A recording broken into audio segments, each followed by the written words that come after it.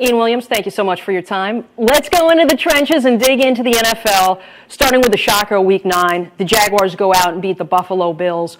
What did you see from the Jags that they'll need to take in to their game with the Colts on Sunday? Well, for one, I saw a team that brought the energy. They've been searching for energy. They've been searching for who they are, and I feel like we saw what type of team they are. They're a team that has Trevor Lawrence, a great quarterback who went through an injury, went off the field. You have to bring in C.J. Beathard, and then you have the team come back and rally around that quarterback and also be able to make sure you get those field goals because they're so crucial. And then Josh Allen. Not the Buffalo Bills, Josh Allen. The Jacksonville Jaguars, Josh Allen. And it's the reason why they drafted him in the first round was because of how he played on Sunday. As you mentioned, Trevor Lawrence leaves the game with injury, comes back in. What does that show his teammates? I think Trevor Lawrence being able to come back into the game shows that he's going to be able to withstand injuries and also be able to fight through these injuries. And if he's going to be your franchise quarterback, he has to go through these things where he's going to have a knocked in shoulder or he's going to get, sacked and knocked around in that pocket. But can he come back and can he still lead you on the offense up and down the field to be able to score touchdowns? I feel like he showed that to the franchise and to his teammates. All right. Meantime, in Miami, Tua Tagovailoa misses more time with yet another injury. Some might say he's injury prone.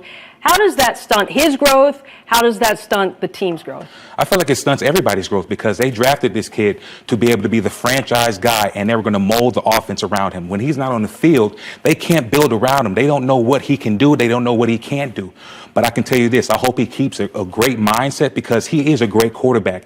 And the tough thing is, who's going to be the quarterback next season under center for the Miami Dolphins if he can't stay injury-free? Because you have to go out there and make mistakes to show that you are the quarterback for the Miami Dolphins and you're a franchise guy. When a quarterback suffers that many injuries and can't play, does that impact the team's faith in him?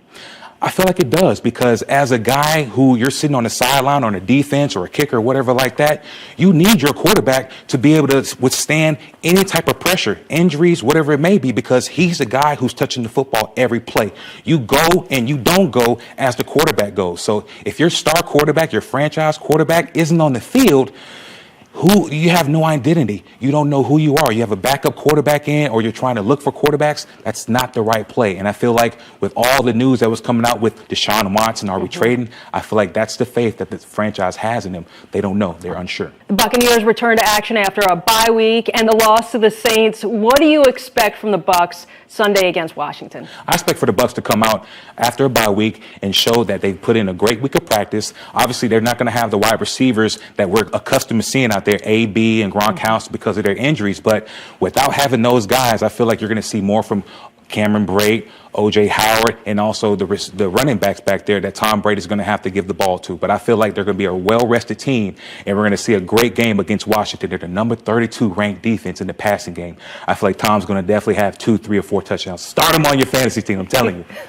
That's good advice. All right, let's move to Green Bay. Aaron Rodgers stirred up controversy with his comments about COVID, about vaccinations, that he was immunized, not vaccinated.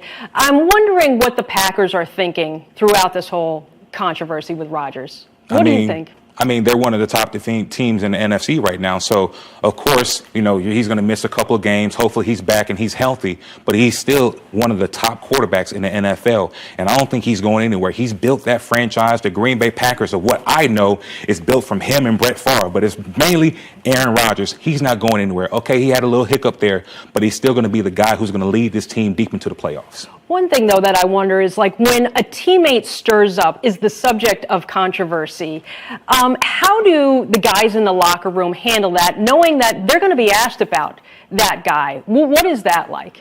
I can tell you it's difficult because it's pulling away from what you actually want to talk about. You want to talk about the game, mishaps in the game, or accomplishments for other guys in the game. When you're having to talk about something off the field, it's difficult, but I feel like we have a lot of professionals in the game, especially in that Green Bay locker room. So I feel like they'll be able to answer those questions and deal with it. But as long as they're winning, all things will be silent.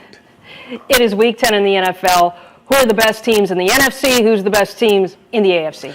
Best team in the NFC right now, especially with the trade last week for Von Miller, and then this week the news coming out with OBJ being added to the roster. I feel like that team is the best team in the NFC on paper. Obviously, they're going to have to deal with the Arizona Cardinals, but definitely in the NFC, the Los Angeles Rams.